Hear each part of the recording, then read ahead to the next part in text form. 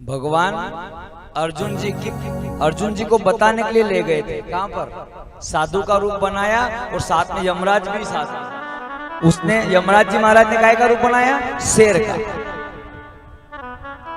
पहुंच गए राजा मोरध्वज के घर। राजा मोरध्वज ने बड़ा स्वागत किया, सत्कार किया, बिठाया। महाराज भोजन ग्रहण करो। अब भगवान तो परीक्षा लेने गए थे। भगवान ने कहा कि भोजन तो ग्रहण करे, पर पहले हमारा शेर भूखा है,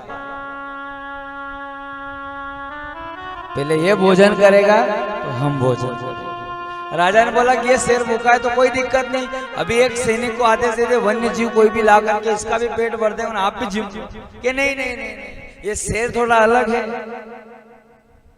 क्यों? कि ये तो भोजन करेगा तो तुम्हारे पुत्र का और उसकी भी आधी दे तुम्हारे हाथ से काट करके देना पड़ेगा, और आंख से अगर आंसू निकल गया तो ये भोजन नहीं करेगा। सोचो आज के जमाने में, सोच लेना, हम नाम बड़ा कर देते, कभी कभी नाम भी लिखवा लेते ऊपर के, फलाने साहब की तरफ से इतना, फलाने साहब की तरफ से। ये सोचो, ये नाम अमर हुआ है, नाम लिखा है ग्रंथ में, शास्त्र में। जब जब कथा होती है राजा मोरध्वज का नाम आता है। अर्जुन जी महाराज देख करके थकित हो गए। राजा मोरध्वज ने कहा कि गुरु महाराज,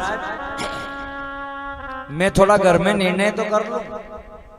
पत्नी से पूछने के लिए गए। पत्नी ने कहा कि पूरा जीवन हो गया, पूरा जीवन हो गया, सत्य से डोले नहीं। अब आखिरी में अंतिम परीक्षा आई कि पुत्र का भी बलिदान। शास्त्र कह रहा है कि सत्य की बांधोड़ी लक्ष्मी वापस जोड़ी चली आएगा। सत्य में अगर लक्ष्मी बंधी है तो वापस चली आएगा।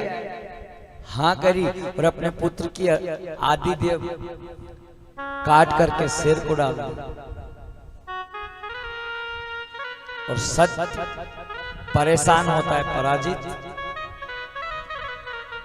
सत्य परेशान होता है कभी पराजित नहीं। राजा ने शेर के सामने एक भाग को डाल दिया और एक भाग कमरे में रखवा दिया। भगवान जो गुरु बने, आसन लगाया। आसन लगाया तो कितना? एक तो अर्जुन जी का, एक भगवान का और एक राजा का। तो भगवान ने कहा कि नहीं, 3 आसन नहीं 4 आसन लगाओ। क्या 4 किसका? तो एक तुम्हारे लड़के का। कि भगवान वो तो मर गया ना, उसका आसन कहां से लगा? अरे कि मैं बोल रहा हूं ना, लगा। राजा मोरध्वज ने 4 आसन लगा दिए और भगवान ने कहा कि आवाज लगा। पुत्र को आवाज लगाई और आकर के भोजन ग्रहण किया। ये परमात्मा परीक्षा लेता है। राजा नृग की भी परीक्षा ली। राजा नृग 1000 गाय रोज दान करता था, 1000 रोज। पर एक दिन एक गाय दान करी, ब्राह्मण देवता को हाथ से छूट करके वापस गाय में आकर के मिल गई। दूसरे दिन वही गाय राजा के हाथ में आ गई, पर लेने वाले ब्राह्मण देवता दूसरे थे। दोनों लड़ने लगे। श्राप दे दिया कि जाओ तुम गिरगिट की योनि में चले जाओ। और आप लोगों से भी निवेदन है, धन की 3 गति होती है, या तो दान कर दो, उपयोग कर दो। अगर उपयोग नहीं किया तो वो अपने आप मिट जाएगा। और शरीर की भी 3 गति है, शरीर की भी 3 गति है।